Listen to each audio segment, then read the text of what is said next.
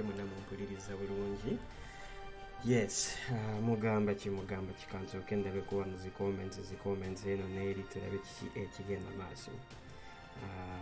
Tuli ku JB Muwonge TV channel. Yes, that's where we tweet as usual on JB Muwonge TV channel. Please bobanga Koli and those maybe somebody else might be live there, but nainga tuli ku JB Muwonge TV channel ngabulijjo. So tusomera the comments zaffe.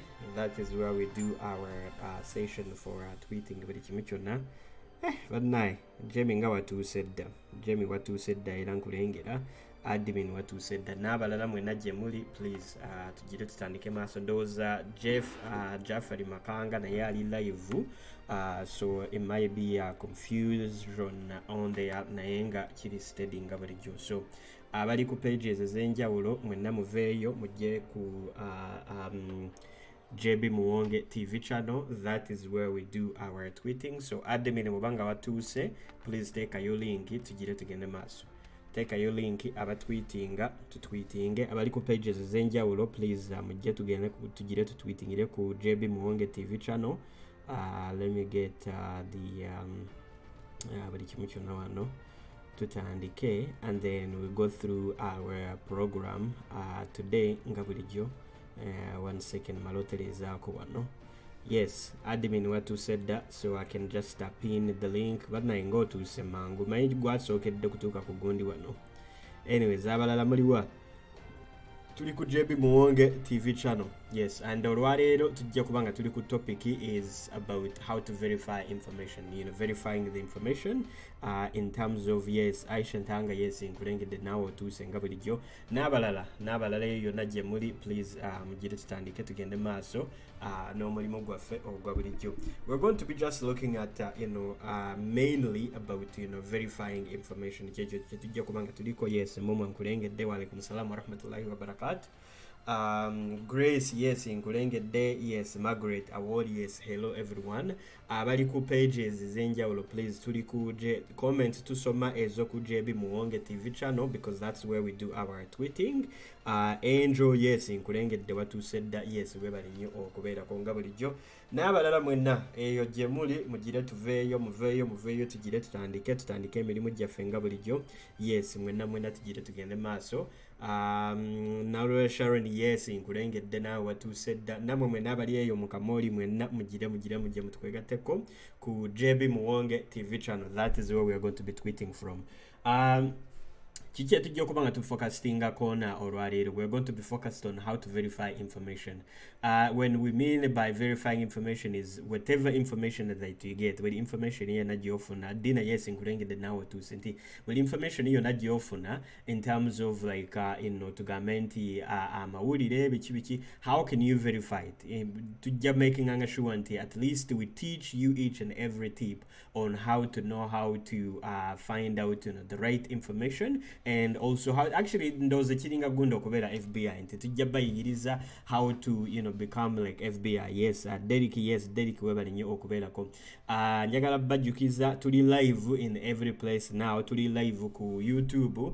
Ndoza kandayo bameka bali mutulabira ku gundi ku YouTube. So we are live on YouTube, we are live on Facebook buli wamuona, and we're going to make sure we're also live ku gundi kuki ne ku TikTok, to make sure that we continue spreading our information.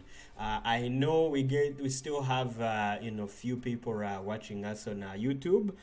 The channel is the same. It's just a Spiderweb UG. You'll be able to find the channel. Very simple and very easy. But in the meantime, wobanga yes namwe abali ku YouTube abali mutulabira ku YouTube yes mwebale nnyo nga bulijjo era tujja genda nga maaso okulaba nti sharing information.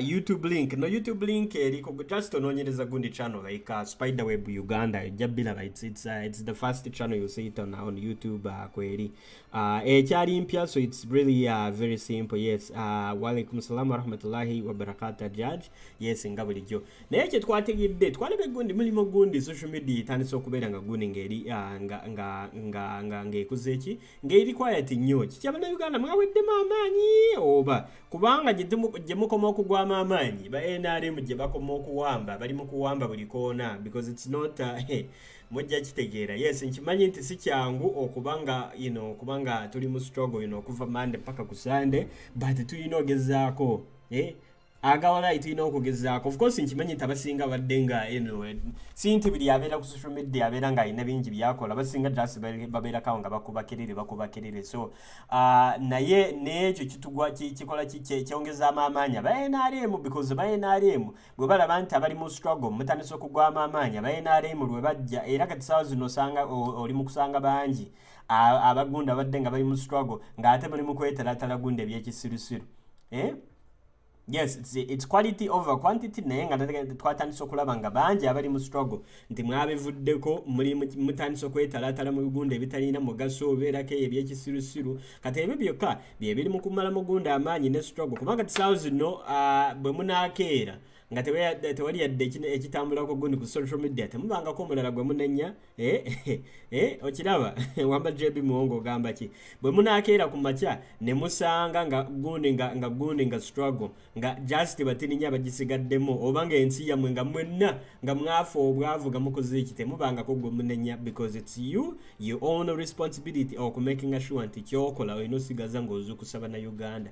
Naye bwe tuneebuzaabuze ne tubeera mu gundi mu y'ekisirusiru eno n'eri mujjakeera ku makya nga social media nga buli kimu kyonna nga kyafa nga tegugundi nga aba NRM be baddamu ne babakwata nga babakwatira ddala buli gundi buli awaluma. So naye mwe abasigaddeko, yes, tubeebaza nnyo era musigale nga mukola, tusigale nga tukola bye tulina okukola, twongezemu amaanyi, tubeere nga tusomesanga bannaffe buli kimu.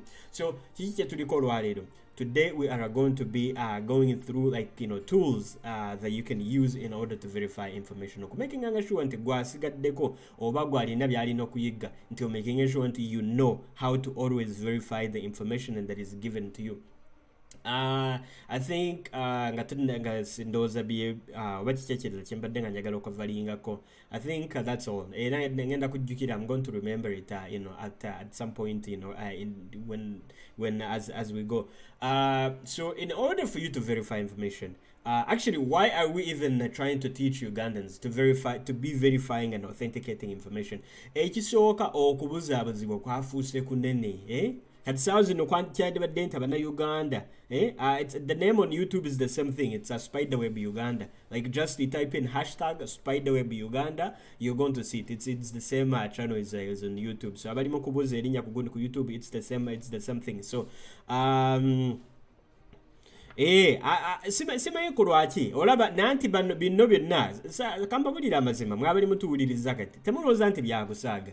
NRM yakitegedde nti abasinga kati muli mwatandisa okukola okugwamu amaanyi, era kyobola bali mu kuleeta bigundi news simanyi nti the new vision kati baba bali mu basuulira propaganda, because the moment they detect nti Uganda bali mu struggle muweddemu amaanyi era gye bakoma okuleeta gundi ebitalina mugaso, era kati saawa zino mulimu abajja okubeera nka bannayenze nkooye sikyagala kuwuliriza simu biki mujja kulaba the more kasita tulaga nti tukooye muko just nemwewunzamu just kati ninyo, era nabajja batandika okukola ki okubanga nga batambuzanga gundi buli kimu kyonna nga bakola baleeta gundi bi propaganda eno neri. So this is not good. Kino si kirungi ku gundi ku side yaffe nga struggle, because kiraga sign ey'okugwamu amaanyi.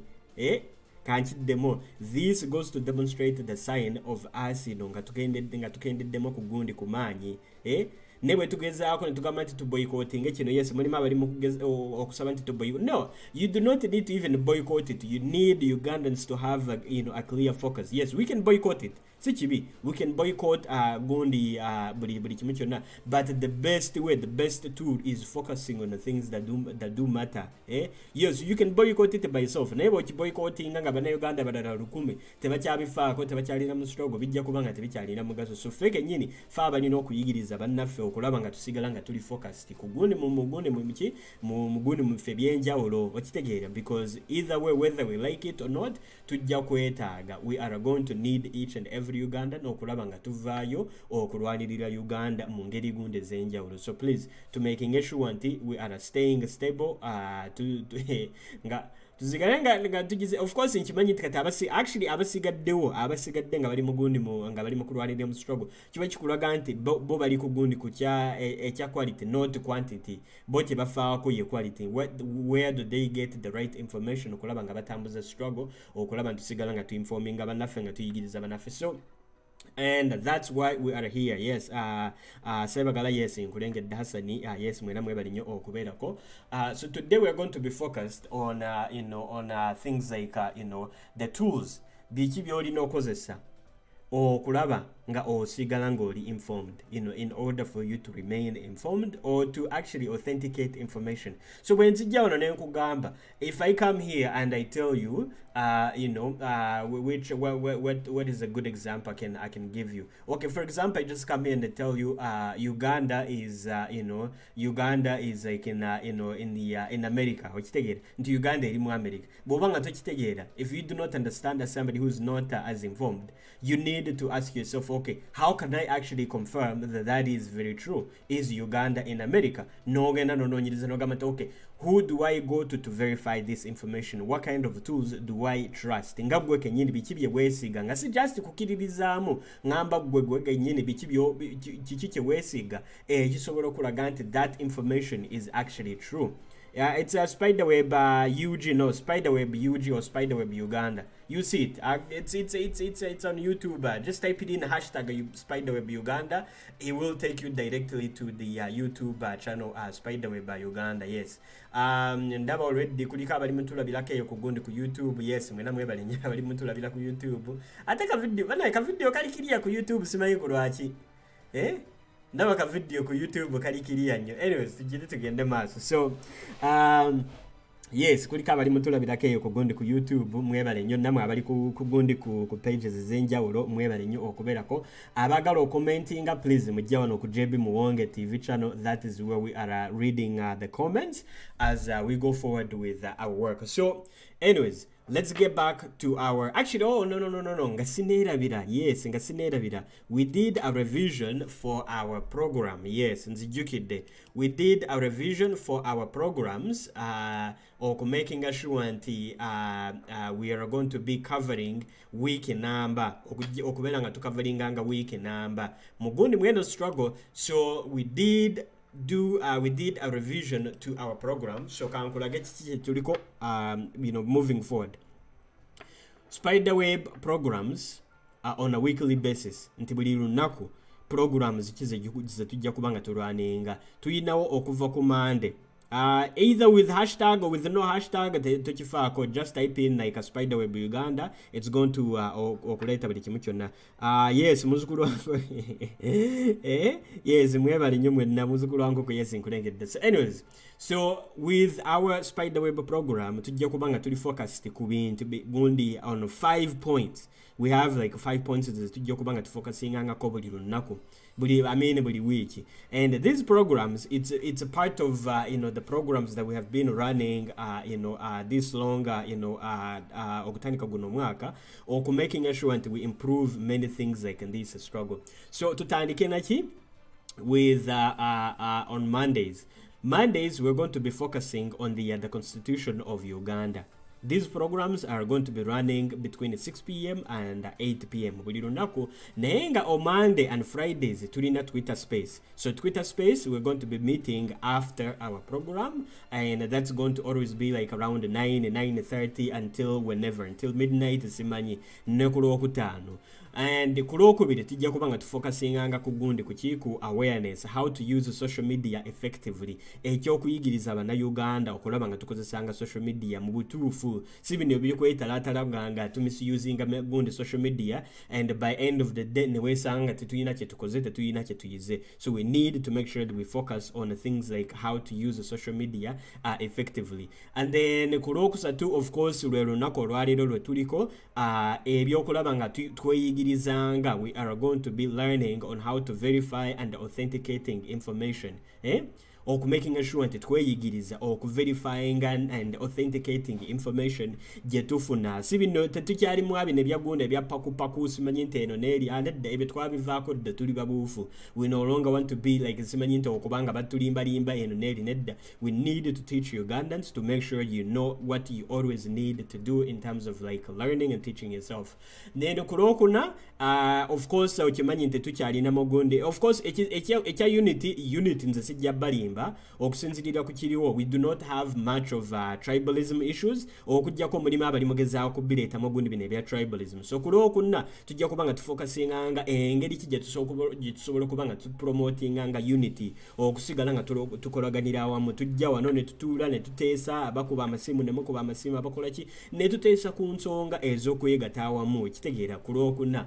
And then on Fridays tujja kubanga tufocusinganga ku ebizibu nga tugamba nti strategies and techniques okulaba engeri ki gye tusobola okubeera nga tutambuzanga gundi struggle bukodyo ki bwe tulina okukozesa engeri ki gye tulina okikolamu okulaba nga tusigala nga tutambuzanga struggle. So tugambe nti tuyinza okukola okwekalakaasa tuyinza okukola ki ebintu ebyo byonna tujja kuba nga tubifocusingangako. And then of course ku lw'omukaaga tuyina online protest. Yes, ku lw'omukaaga we have like online protest nga bulijjo era nga bwemumanyi tuyina gundi tujja kuba nga tukolanga meeting ku lw'omukaaga after Uganda is bleeding to organizing to mobilizing era tugezeeko kulaba nti era tusituka kitegeera. So ku lw'omukaaga tujja kubeera nga tuli busy tu meetinga kiki tukavalinga yebiki bye twayiseemu eno n'eri. And then ku lwa Sunday we focus on things like improving leadership, not improving our leaders but improving ourselves in terms of like leadership. Engeri ki naawe gy'osobola okwekulembeza n'ogamba nti wayi akaneeteekemu kali akankulembeza ne ntandikirako ne ngamba nti wayi nze mansobola okukola kino ne kino ne kino ne kino. This is how I can improve my own leadership and be able to even organize the people in my community. So those that is the program. It's a weekly program gye tujja kuba nga tubeerangako buli lunaku buli gundi buli wiiki making sure nti information always flow in a very very perfect way nga buli kimu tukitambuzanga bulungi. And this is going to make it easy. Kijja kubeera kyangu nnyo kulwaki it's going to make things very very easy nti buli lwamande abasinga mujja kubanga mwetegese nga mugamba nti okay olwaleero tujja kubanga we are going to be discussing about the constitution. And then kulwokubiri we are going to be discussing about how to improve like your work on social media. Kulwokunawe tukitegeera nti we maintain the same programs and okulaba nti tusigala nga tweyigiriza because we are ekisigadde kati this 2020 2022 tujja kubanga tukolera ku kyebayita gundi the clear information. Wama bagambe mutambuze video JB bagambe batambuze video mutambuze video mutambuze obubaka nti ekisigadde kiri kimu kyokka okubeera nga aba abaliko fe tukolera ku quality tetukolera ku quantity kankiddemo fe tukolera ku quality not quantity. Tetwetaaga gundi Uganda number in order to like simanyi to rescue Uganda. Nedda twetaaga bana Uganda ababuufu abana Uganda abayizi abana Uganda abagala okumanya engeri ki gye tusobola otambuzaamu struggle. How can we fight to get to be able to free ourselves from this this gonomureng simanyi nti Museveni okitegeera. So in order to do that we have to do it in a perfect way, in a quality way, to deliver the good information that's going to be helping our own people. So we are going to be going through like some of the simple techniques in order to verify information. Obviously abasomyeko, for those who have like phones, the best way to verify information is to go and use things like search engine. A search engine is like things like Google, is things like balina gundi zi Apple bagundi fancy simanyi biki zi Safari biki ebyo kiraba. So a search engine is anything, every device, buli device yonna gyolina, any device that you have, it does have a search engine. So tebakulimbanga toddanga kawo ne weebuzaabuza mbu simanyi nti biki anything that you need to know a search engine is always there. You have it, but you made it's mandatory for each and every phone to always have, of actually each and every digital device to have a search engine. So for example, like a computer, like an Android device, iPhone, whatever, they must always, it's a must now. Information searching engine, it's a must in each and every technology device. So that is your first point. But how do you use it? Or what is the best way to actually maintain yourself to try to be using such tools? So for example, bogamanti Uganda muhozi bwajja nakulimbalimba nga bakusuulira be propaganda nekijja nekigamba UPDF is the best army in Africa. UPDF is the best army in Africa. If you have never done anything like about research, jatula kao okirize. So aba NRM gundi namwe mujja tubayigirize because era mwena kyekimu because manga mudanga kao ne mukirizanga gundi muhozi byabagamba olwo kiba kitegeeza nti mwena muri miwulenge ejiri yawo kitegeera. So temukirizanga mu just in everything that they tell you simanyi nti bikibi. So okay, now let me show you. So now with Amanda, yes, webale nnyo kubeera ko. Yes, Amanda, yes, Mike, yes, sempijja Mike na webale nnyo kubeera ko nkulengedde mwena gye muli. So anyways, kyembadde nga magamba. So how do you verify the information, if you need to use a search engine? So for example, ndi ku gundi, let me just open up gundi wano mbalagirire the way we need to use just a quick simple whatever search engine. A search engine is anything like Google, Safaricom, Chrome, whatever that you can easily use in order to search for information. So here we are. Now let's use a clear example. Muhozi comes out and it tells you Uganda has the best, the best army in Africa is UPDF, and you're like, you go okay, and you just type it in, best army in Africa, and then you just type it in search. This is always gives you like an opinion. What does it bring up here? The first thing that it brings you up at the very top, before you even go any further, before you even go into like research, it shows you first thing that it shows you that Egypt is the best country which has the best army in Africa, and it tells you even why. This means that Egypt has the strongest army in Africa. The fact that Egypt has estimated population about 100 and something million, and almost 1 million members confirmed to the defensiveness. Even a better nation has power index of like of 0 point something. Watch it out. Do you get it? So one no obeera nga katisawo zino bw'omala okunoonyereza gundi just that quick little simple information, noddayo n'ogenda eri ku Twitter ya gundi ya Muhoozi n'okuba screenshot and you go back n'omuzikiza mu ddakiika 2 bw'abeera ng'ataddeyo ng'akugamba bugambe nti you know what, UPDF is the best army simanyi nti mugundi muki simanyi nti in Africa. And even with that ne bw'onyigako n'ogamba tikanoonyerezeeko kampisaisema maaso mugundi muki on the list of the most high ranking military in Africa, era ojja kulaba ng'ekulaga nti gundi Egypt ekulaga gundi Algeria, ekulaga South Africa, ekulaga Nigeria, ekulaga Morocco, you see there is Angola, there is like Ethiopia number 7, there is Libya number 80, there is like Tunisia number 9, there is Sudan number 10. Even Uganda is not even in the first 10 countries that have the best army in Africa. Very simple. Do you get it?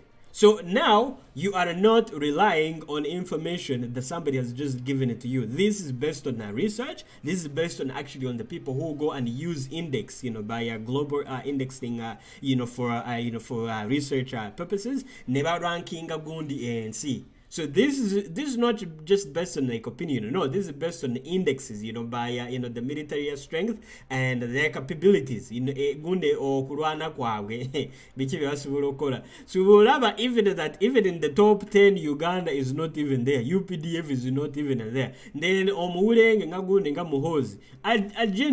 A general mulambo omulenge nga muhozi namala navayo nakulimba busimanyi nti Uganda has the best army in the world. Simanyi nti bogezaako kuzenyisa nga n'amajje ag'okuva Sudan gasobola okujja ne gasanya UPDF mu dakiika 2. Do you get it? So that is the ways of verifying information. Tebakulimbanga.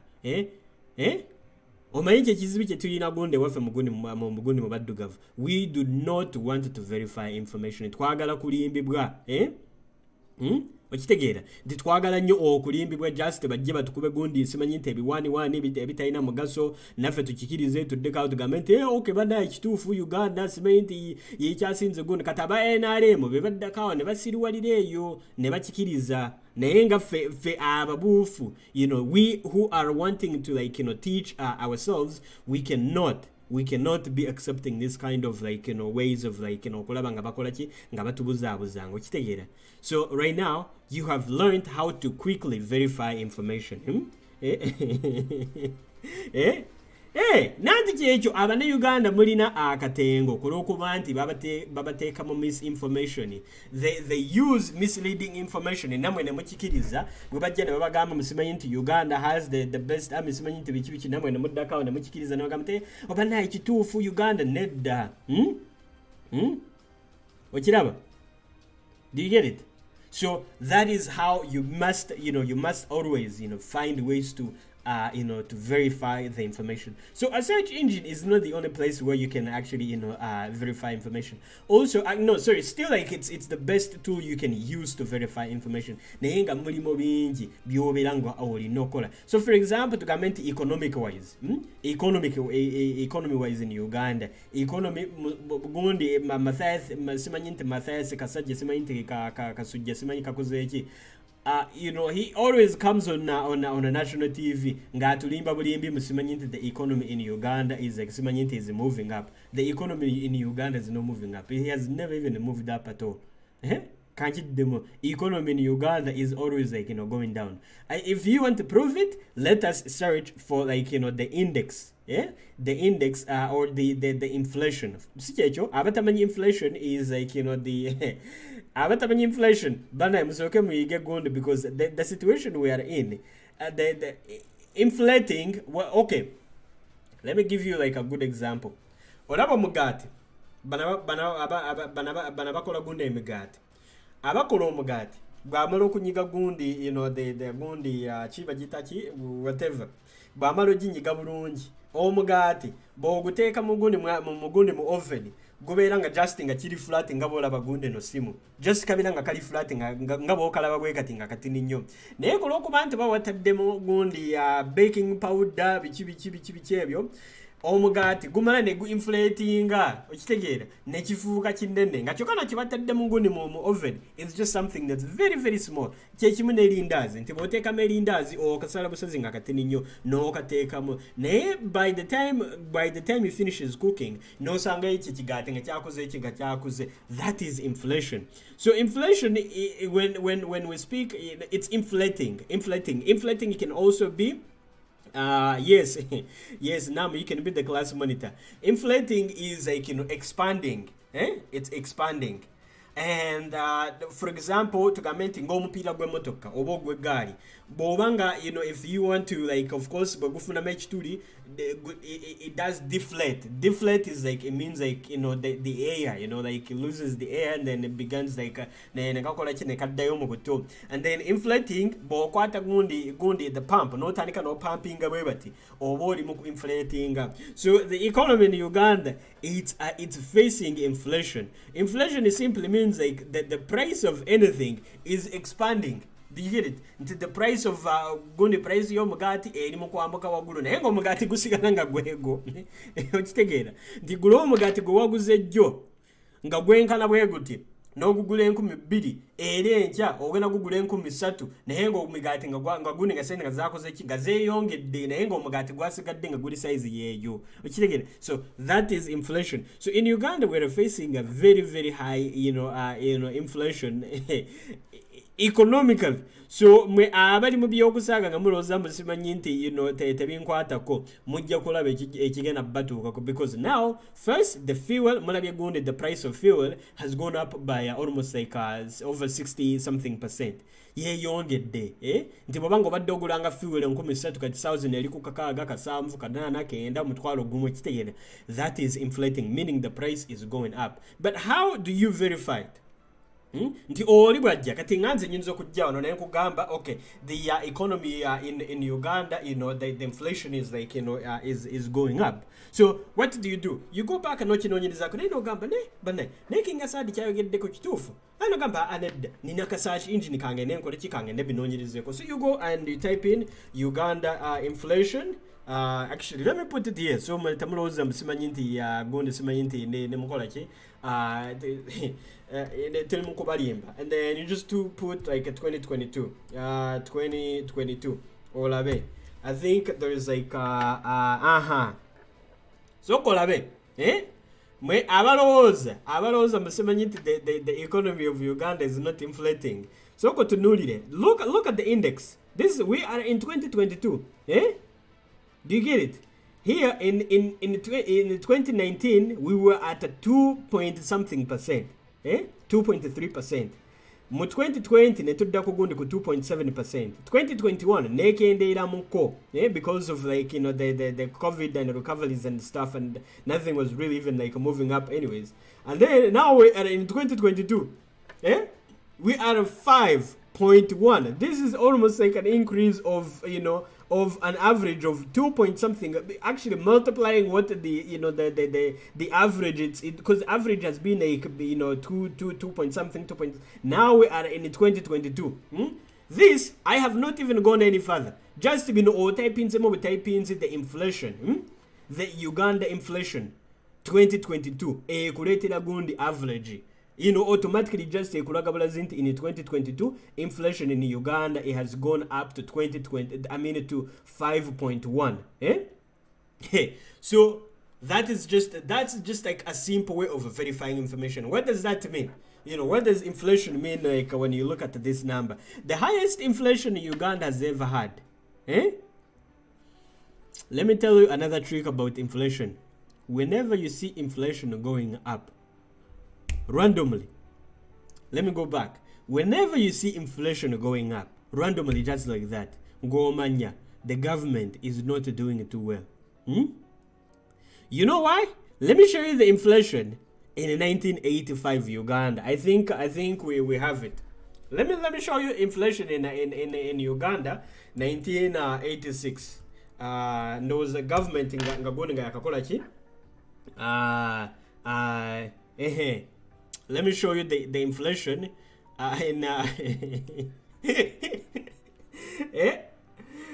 all the government efforts to bring economy under control succeeded in reducing country's staggering inflation from over 300% in 1986, about 72% in 1980. Do you get it? This is information. This is clear information recorded and kept on platforms where you can find this kind of information. So kukidemo so kusome the statement as it says on the platform. Egamba bugambye nti all of the government's efforts to bring the economy under control succeed in reducing the country's staggering inflation from over 300% in 1986 to about 72% in 1988. Do you get it?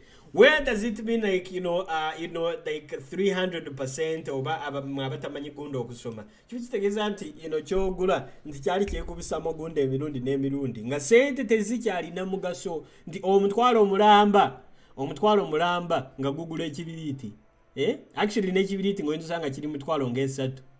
Do you get it? That is an inflation. So how do you compare 1986 situation versus now situation? Because all over there is a high jump in terms of like inflation. That because one, you have COVID. We did not have like the reason economy, like the inflation went up like very high was because we're not tied up with like the World Bank and IMF. Twalinga tetufuna amabanja okuva muguni mwebe bitongole kitegere. Twalinga tuzifuna naye nga tezali nyingi. Actually, even if you go back to like, okay, let me show you when did Uganda begin to get like semanyinti bichi. Let me show it to you here. This is how you dig. This is how I'm showing you directly on how to dig for information. So for example, let us go look at the record of IMF since they began to give like money to like to Uganda or to like other countries. So let's go to again to a search engine, and here we're going to be looking at let me bring up the screen properly. To searching bulungi. So we can get the right information. Yes, so let's look at IMF lending, just IMF lending, and then I'll show you how it all works out. Okay, IMF, where is it? Lending, I think, where is it? It was going to bring up money lending. Yes, I think you should bring it at the bottom here. Yes. So you just type it in like IMF lending, and then it is going to bring up to International Monetary Fund, which is IMF, and then IMF lending. They give you the reports with the, and then we go to the very bottom 101 for information on IMF lending arrangement with countries. Actually, let me bring it up here so you can read it. So yes, at the bottom of that screen for information on the IMF lending arrangement with countries, click here nonyigawano nemala nekuletera gundi a platform whereby you can look up by a country. So for example, tuli mu kunonyereza Uganda, we go through the menu and look up for Uganda. Where is Uganda? Yes, kati wano we are searching for the actual correct information about Uganda, and also the lending. And here it's going to give us the record as of date of December 31st. Okuva mu December 31st, ejatulaga sente mekazi bakamala okuwa Uganda, okuva mu ntandikwa from the beginning when they began to give Museveni money. So we just click on it. And then here it's going to load up the screen. Your screen jemulaba. This is the entire screen. It shows you all the records. Sente zonna IMF zeyawa gundi Uganda okuva lwe batandika from the beginning. When did they begin the arrangement? There is July. This is from July 22nd, 1971. Sente meka gundi IMF zeyawa Uganda bajiwa omutwalo gumu ogwa dollar. In July 22nd, 1971. Twambuke ku wagulu. In January 4th, 1980, Uganda bajiwa mutwalo gumu 225. In June of 81, ne bajiwa gundi mitwalo 10 gundi mitwalo gumu whatever. Mugundi August 1982, ne bajiwa gundi mitwalo 10 na gumu. Mugundi mu September 1983, they gave them 95,000, but they only withdrew sente zibajiwa mu account zali 65,000. Gano gona mabanja okuva gundi IMF lwetandika okuwanga gundi amabanja. In 1987, sente ne bamala ne baddamu ne babawa gundi emitwalo gundi kumpi mitwalo 7 ne bajjayo gundi emitwalo gundi mukenda ne bajjayo gundi emitwalo 4 and then mugundi mu 1994 ne bajjayo gundi emitwalo 2 emitwalo 2. Mugundi mu 1994 ne bajjayo gundi emitwalo 10. Mugundi mu 2000 ne bajjayo gundi emitwalo 10. Mugundi musimanyi nti bikino banane bajjayo gundi mu 2002. Kati sente batandise otuwa amabanja aga sente nyingi around this time. Era chobola, but this was a matter of like saving the economy from falling down. IMF Do you get to see that the number in 2020 was the time when Uganda received the highest amount of money, eh? In 19 sorry, we're comparing up to 2002 IMF baddenga tewanga gundi Uganda sente zisinga because zisinga zibaddenga just zibaddenga zijanga muki nga gundi in terms of like corona, but this is like in 2020 lwebawayo sente in the rapid credit facilities. That is when they gave the highest amount of money because of COVID, 300 and something million US dollars. So kiba kitegeza nti Uganda twagitunda dda on IMF, and then never promising. You see the numbers, they have gone from like, you know, okwayo mutwalo gumu ogwa dollar, omutwalo gumu ogwa dollar, now bali muguni mu 1 billion US dollars. Do you see the differences? So meaning this money which they have given here is different from what they would have given like in 1994 1996 or kulabanga economy eddayo mugundi nga bweri naye singa tezandibadde zine sente zebali mu kuwaayo zine ziri weziti economy mu Uganda yandibadde nga yagwadda yandibadde nga eri wansi, but now they have only withdrawn out of that billion nga bwe twogera kati out of that billion Uganda has only taken out 180 million US dollars for the time being. Zino ze sente zebakajjamo era lyegundi lyebanja lyebalina ku IMF era nga bwolaba ku gundi in the record. So this is an ideal ways of looking up information. So government bwevaayo oba Museveni n'avaayo n'abalimba mbu simanyi nti, you know, we've received a loan simanyi nti from IMF has given us 1 billion US dollars. Nedda, this is where you go back and verify the information. So bino bebajja ne babafumbako musimanyi nti biki banaye tubyejjemo verifying information. Tokkiriza omutwe ego ne baguteekamu ebyekisirusiru nga gwe kennyini tosobola nokuddako weebuuze ye bye baŋŋamba bituufu oba si bituufu. Okitegeera? Yes. This is like a clear ways of like, you know, identifying and verifying information.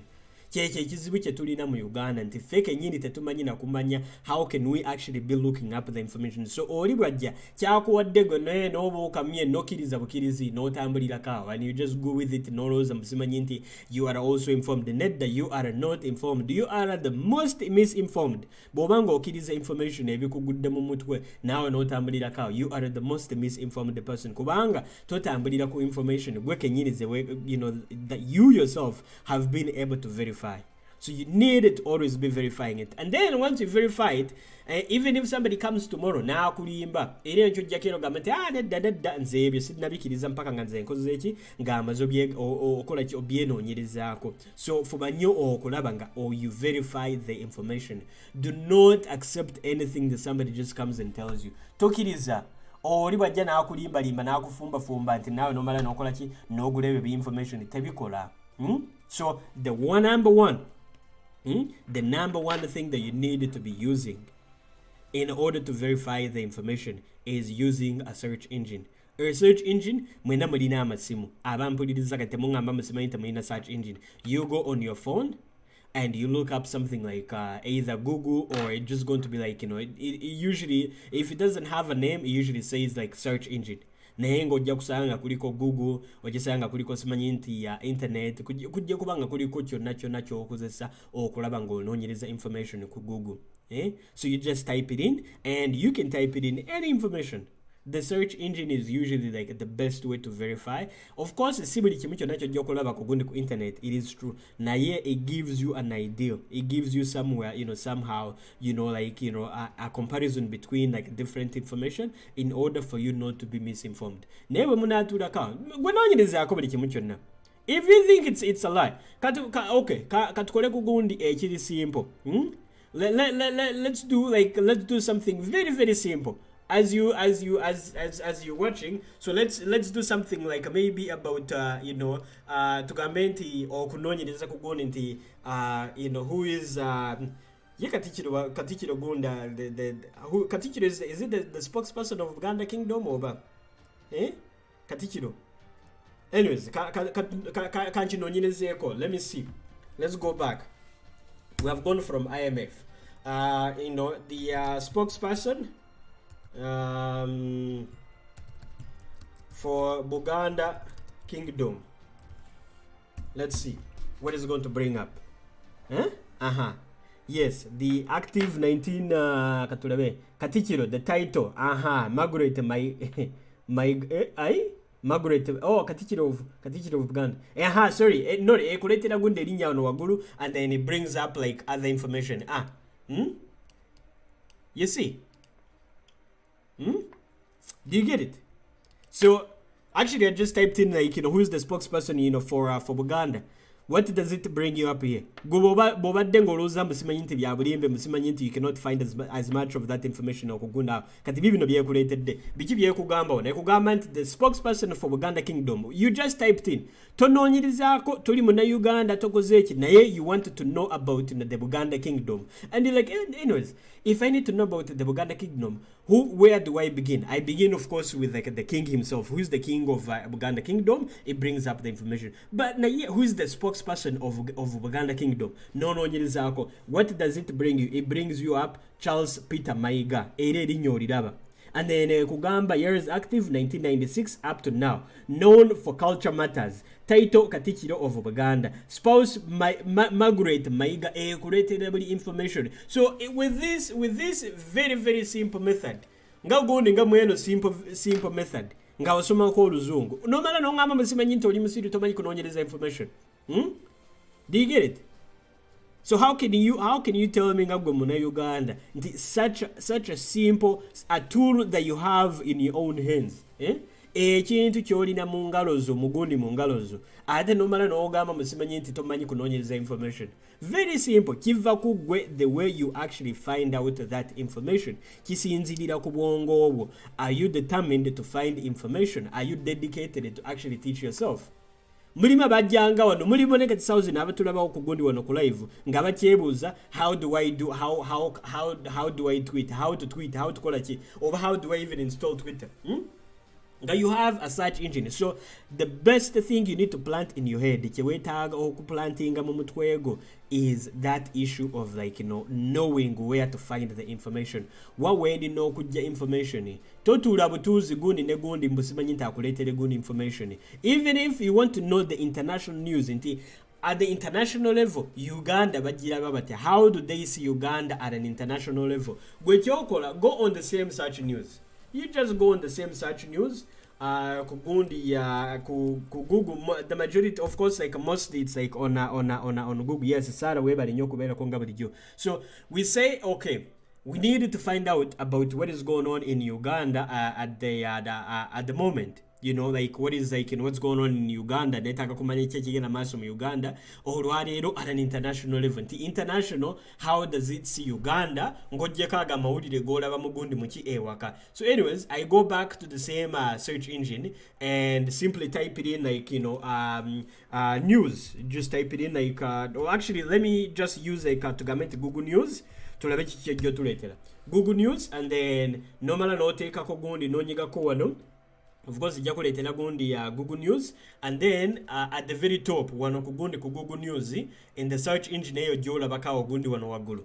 Wano the very top at the very top place. Jukira wane kuletera amawulire agenjawulo gundi simanyi nti Toronto, simanyi biki UK Prime Minister Johnson ni simanyi nti BC simanyi biki. So ebyo benna naye nga tugende ko wano tunonyerezeko ku gundi kuki Uganda. We just type it in Uganda. Just very simple. Type it in Uganda on Google News or babli kimucho. Just type it in Uganda and bibyo. Created amawulire agasoka. Uganda hit by a fuel shortage as trucks whatever stuck at the at the borders. Bibyo. Amawulire at an international level naye nga basinga mulooza musimanyi nti at an international level Uganda is not being exposed. Uganda is being exposed in every corner. Naye kulaga bulazi nti at an international level already Uganda is being hit by fuel shortages. Nti ekyamafuta already gunda amawulire ago already gatuse ku international. What else is it there? Why Uganda merging electricity sector is a bad idea. ekyamasannyalaze ku lwaki kiri bubi mu gundi mu Uganda. This is all international. Uganda cranes rally for 2 goals simanyi biki ebyomupiira. Uganda reopen schools after the world's longest shutdown. Ebyo byonna. Airtel Uganda holds discussion on timing of iPod. Uganda from Reagan to Biden to EB flow of US Museveni relationship. Olaba katiganga na mawulire, the African report which was reported yesterday from Reagan, to Biden. And Museveni, the flow of US Museveni relationship. The the relationship between Museveni and the government mu America. What do they see and what does Joe Biden think about, or the government of Joe Biden? Kubanga jukira Museveni abadde ku mwazi ne government izo nezikozeki zisinga okitegera. So here they're going through the news okujjako gondi I have to subscribe. So I have to anyways exit, but eberange ekulaga. Then here ekulaga Uganda police detained 29 suspects. You can see at an international level Uganda is also always there. Nti eberako naye nga kisinzirira kwani kisinzirira kufe ku how much we need to be sharing or how much we need to be getting out out there. Yes, Wamala James webale nnyo. Do you get it?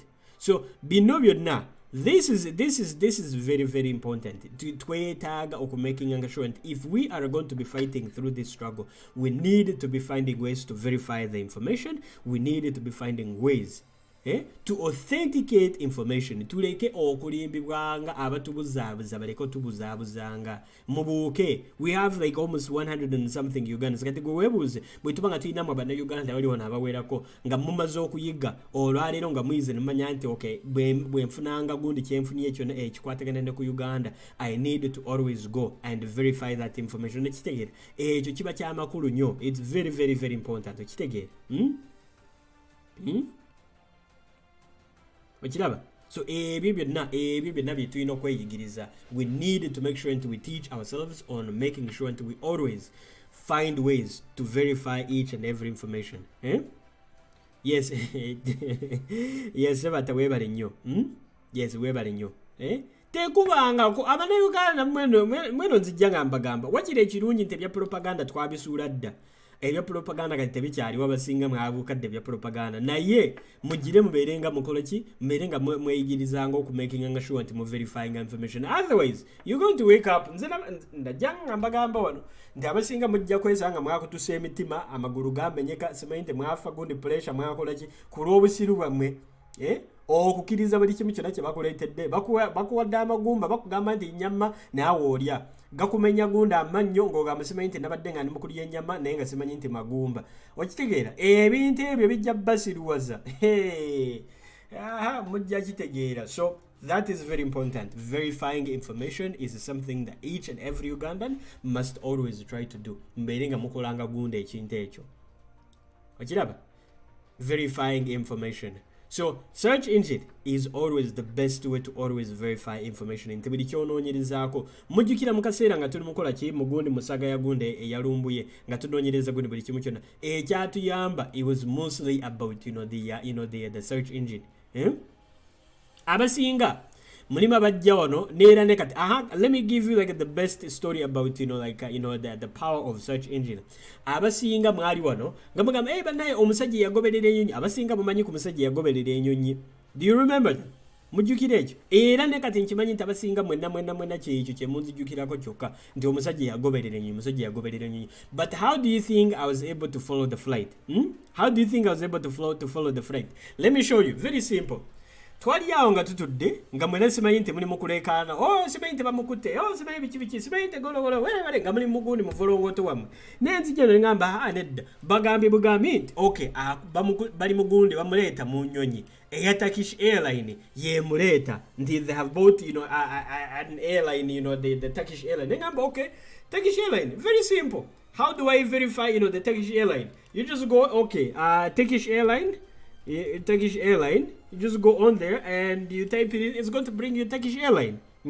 Mbu simanyi nti ali gulu, simanyi nti akoze eki, simanyi nti aliwa.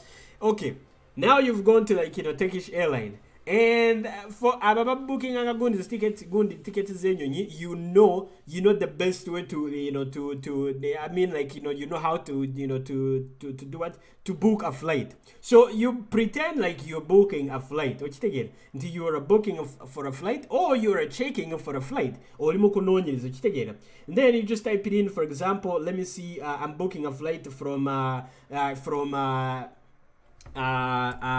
London, sorry, from Istanbul, Bagamanti Yarigund Istanbul, I think it was either Istanbul to Entebbe, Kugunda, Uganda, Entebbe, Uganda International Airport. Date kan kibire gunde olwaliro lwakomeka. What's today's date? Today is Wednesday. Actually, let me put Saturday. Those are gundi lwali gundi bali bagenda planning omuleta ku lwomukaaga sijjukira. I have no idea. One person, and then we just type it in, like, press the search. And then here it gives you, like, the it might give you the flights which are available and the timing. Nekuwa gundi sawa zenyini. Gundi sawa zizibanga kola ki zegenda okuvira gundi. Aha. Do you get it? So here ebe kuwadde gundi sawa, the timing which is going to leave and the timing which is going to arrive, to arrive, like, in in, like, in gundi in Entebbe. Ochiraba oli gundi ya sawa zino gundi 19, that's somewhere gundi z'olweggulo ez'ekiro eri yakwata eri ya sawa 3 ndoza. I think was like sawa 2 oba sawa 3 yali ya gundi ya sawa 3. Naye nga kisinzirira ku lunaku. It depends on the day, because here we are on the 19th. Kandabe actually let me show gundi weekly kandabe gundi Saturday. Let me see, Wednesday. Yes, those area yali ku gundi ku Lwokusatu. Yes, I think it was on Wednesday. No nyirizako. Even you can even find, like, a flight schedule. You can even select a flight schedule. Ne kulaga where is it? Wednesday, and then okay, and I go gundi with Friday simanyinti bichi. Just the for the sake of, like, teaching you on how to verify information. Trying to see, is it going to bring up okay, wanaereta gundi sawa 2 sawa meka naye ngeri gye twali nga tunonyirizaako, it was coming, I think it was like around sawa 9 ez'emisana, naye ng'egenda mpaka gundi okutuuka Uganda sawa 9 ogw'ekiro. So once you get all these details, eba ekulaga even the stops it is going to make, nti kati ng'eno it's a kulaganti which airline is going to be. It shows you, like, okay, for example, this is going to be, you're not going to be taking the Turkish airline, but you're going to be on the Ethiopia airline, operated by Ethiopia airline. Nga kulaga even the ticket, the airline gunde nyonyi jogeno kubanga mori from what time to, like, egenda kugundi ku egenda kuyimirira ku gundi Addis Ababa in Ethiopia, bwe mala okuvaayo gundi okwate gundi enyonyi endala eveyo gundi mpaka okuva ku gundi in Ethiopia all the way to, like, to Entebbe International Airport. So mwakala kaseera ka Fred era enyonyi yali ng'egenda okujja, yali ng'eri mu kusimbula saawa 9 n'eddakiika 15 okuva Istanbul negwa gundi Rwanda, zaali saawa 7 ogw'ekiro, nemala yesaawa emu sawa emu nemala neevayo nekola ki neetuuka mpaka gundi Uganda. And then once you compare that information, kiki ekirala ky'obanga weetaaga, then now you have to do is just call the location where the flight is going to be landing, wagundi enyonyi weegenda okulandinga. If the flight is going to be going from, like, the government okuva gundi Ethiopia ng'egenda gundi Rwanda obawa kubira beye Rwanda, as much information, you give them the names, you give them the number of the flight, the passenger, the name, whatever, and you find out, okay, this person is in danger, blah, blah, blah, and then they create what we call, like, a red flag. So once the person gets there, they are obligated to question that person. So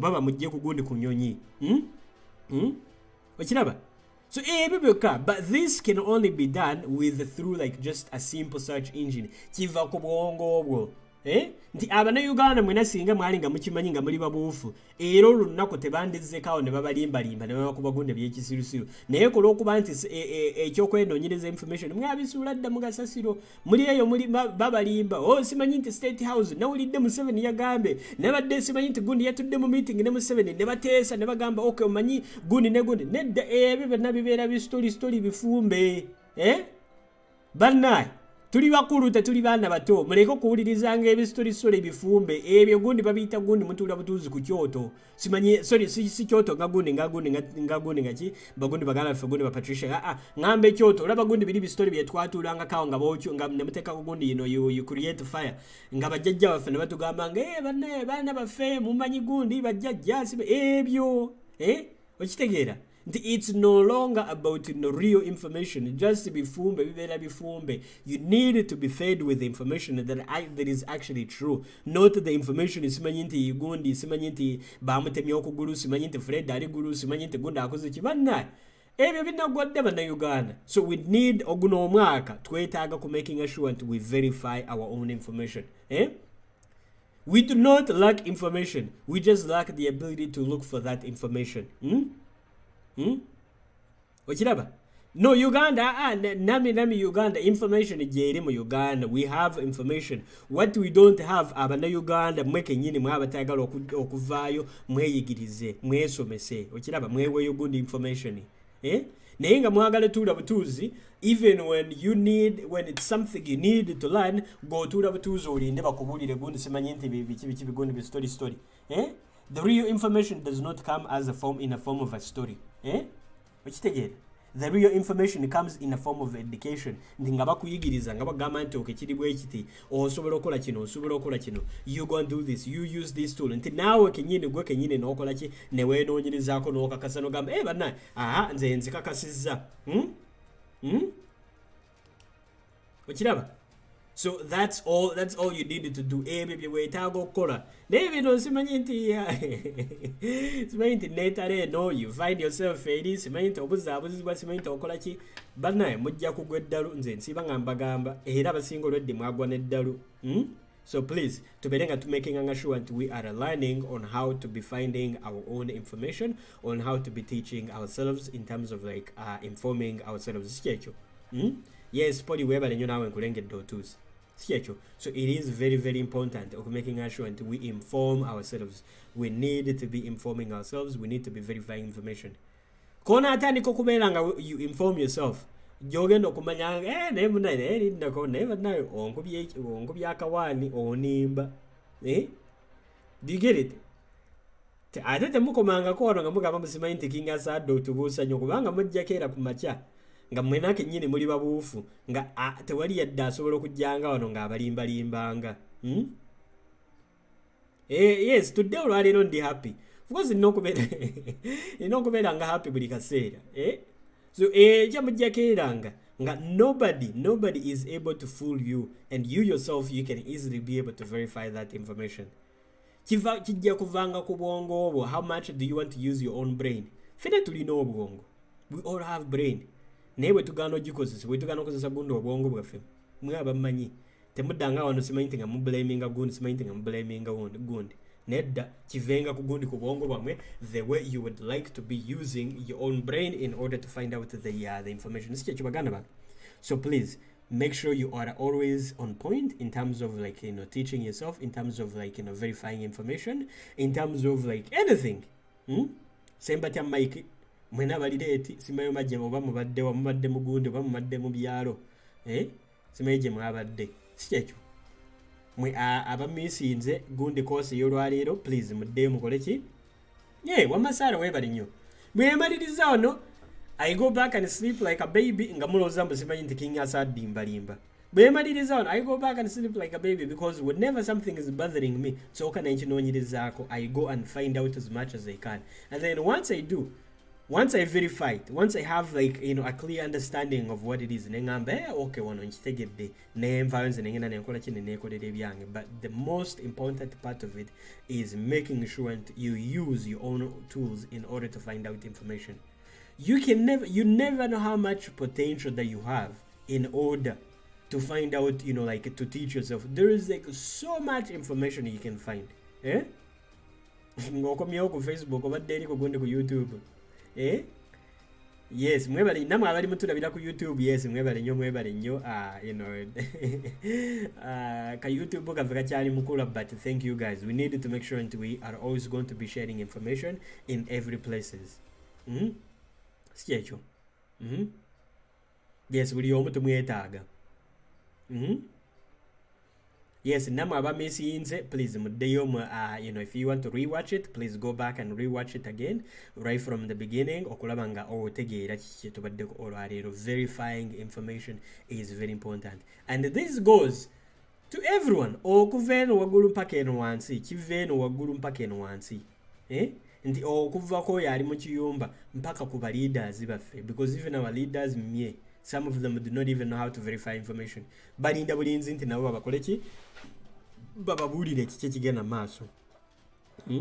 Especially with inflation. Atayagala okumanya kiki ekigenda maaso mu Uganda. Inflation in Uganda, okujjako amabanja ge tulina gundi, agamabanja ga IMF biki.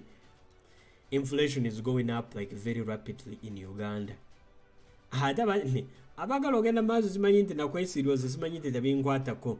Mujja fuuka ba boda, mujja fuuka batembeeyi. Kati abatembeeyi tulina goloza batembeeyi tebalina data g'okubeera ku online oba okulwanirira ensi yaabwe oba okuyiga. Bamulina goloza balina amaduuka tebalina data oba gundi okubeera ku online nga bayiga okulwanirira ensi. Byonna babirina. N'ebibyo babigobye mu kibuga. Baba bali mukola ki? Naye nga tebannakitegeera nti ekizibu kye balina ye gavumenti gye baliko. Naye nga bali mukooza musimanyi nti gavumenti tusanywa mujja kitegeera. Ekitegeera mujja kitegeera mmwe mujja geera ku machanga nga buli omu Museveni eno government. Inflation, the rate at which inflation is going. Yes, one weebale nnyo.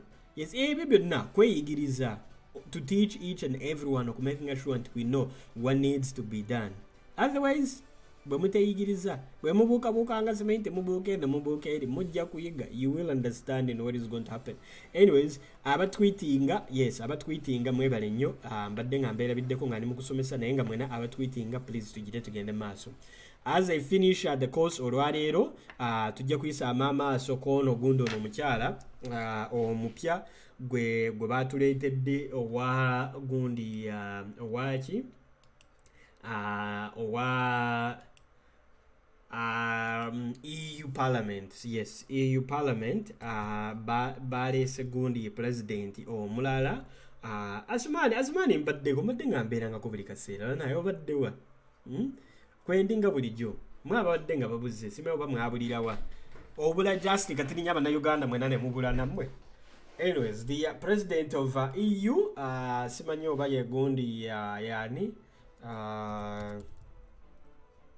EU Parliament president yono omukyala omupya gwe baleese. So ono omukyala tujja kuba nga tumuliko, you know, for this you know, the next coming weeks.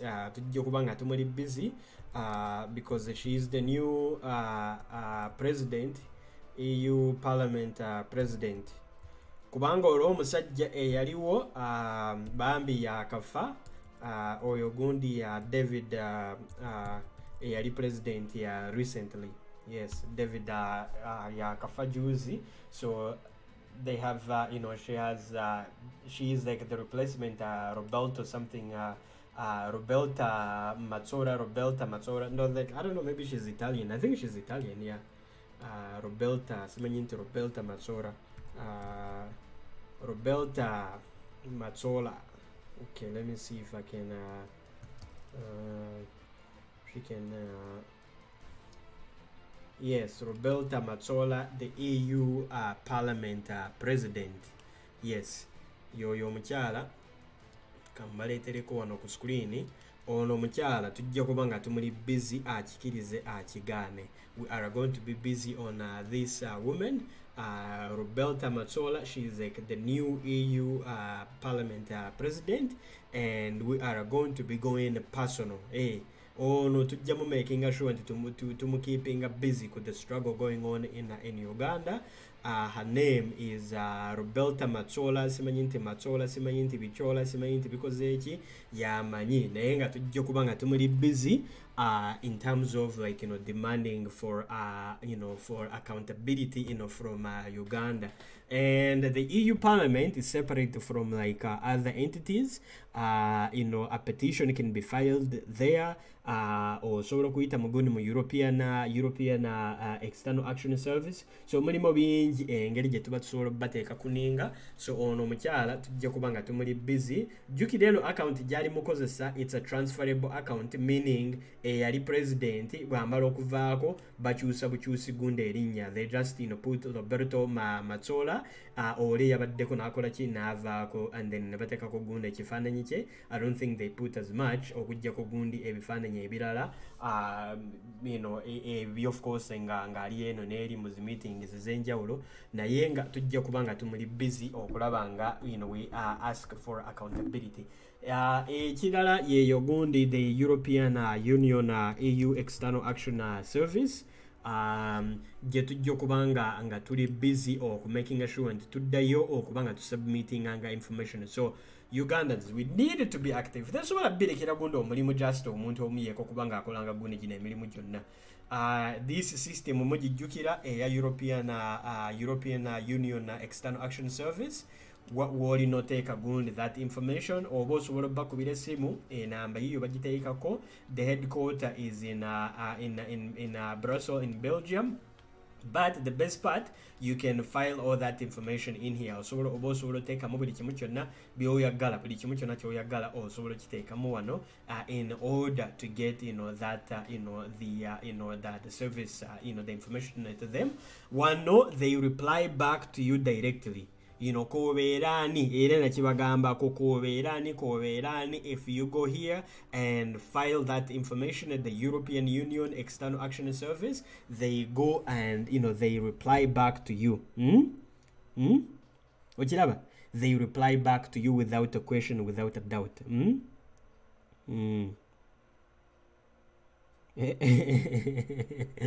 Jane webale nnyo. Yes, webale nnyo.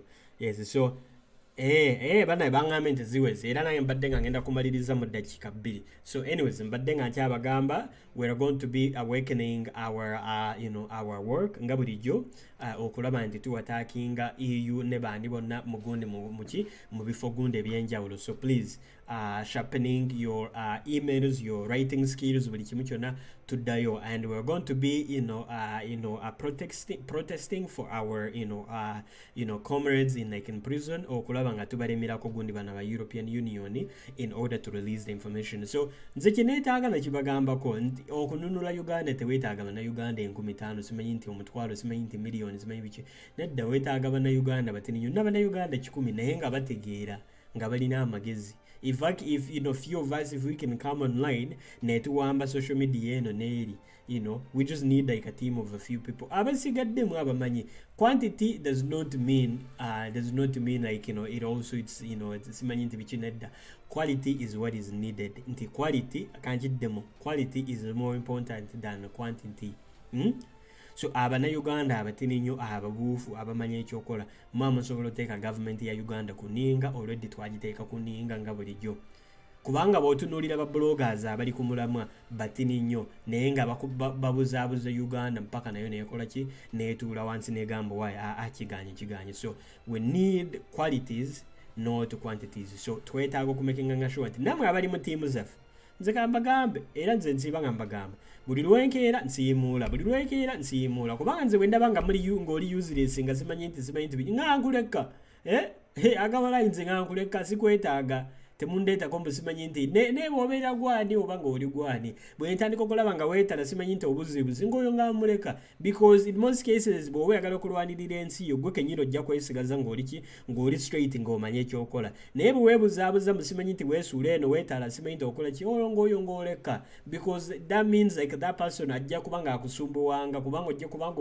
omuzuukusa buli lunaku okola ki, oyo tayagala kulwanirira nsi ye, gwe weegayirira aba nga tayagala kulwanirira nsi ye so nave tetukola tetukwegayirira tukuleka bulesi abaagala okulwana bo ne bavaayo abo simanyi nti olwane woyagalidde okole nedda ebyo tebikyaliwo tulina okumakinga sure Uganda tusigale nga tuli serious nga tumanyi ekyokukola ekyokulwanirira ensi yaffe so anyways ng'amaliriza mwebale nnyo mwena ababadde nga bali mu kutweetinga yes admin aŋŋambye nti tweet yaziweze tubadde ku gundi ku Human Rights Commission and we are still protesting and finding out on ways we're going to continue awakening the voices for our brothers and sisters in prison okulaba nga tubayigiriza gundi ebyenjawulo so mwebale nnyo nze ngenda kumaliriza wano olwaleero tubadde ku kye bayita awakening verifying information tools ki z'olina okozesa okulaba nga weeyigiriza okulaba nga okola ki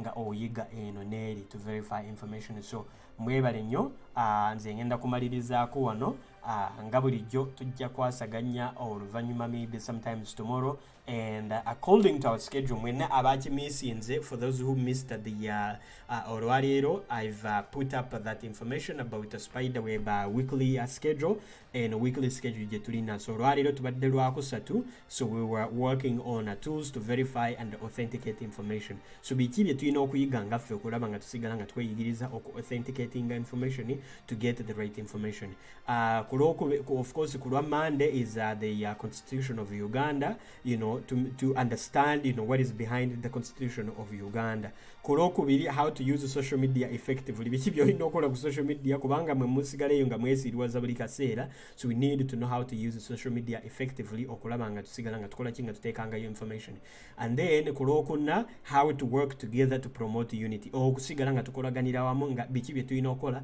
okusigala nga tulina mugunde no unity bwe tulwana bwe tuyomba biki bye tulina okola okusigala nga tukomola tugamati why katufocusinge kwa kino ekyokulwanirira ensi yaffe kulokutaano strategies and techniques to keep struggle alive biki bye tulina okola okulaba nga struggle tugisigaza nga ekuba engumi ekuba engwala nga government ya Museveni tukola kye tugisumbuwa and then Saturday online protesting nga bulijjo era tujjesigalanga ku gundi ku Uganda is bleeding bwenaabanga kweri oba tukolenga zi meeting zaffe eza bulijjo engeri gye tulina otambuzaamo eyo week ejja and then kulwa Sunday of course tujje kubanga tudiscussinga leadership discussion engeri kije tulina okola ki okweyigiriza how can we learn about improving our own personal leadership to improve like the ways we can lead ourselves in community in struggle in buli kimu kyonna sikyeki so ebyo byonna as you can see bingi nnyo betulina okuyiga bingi nnyo betulina ku gundi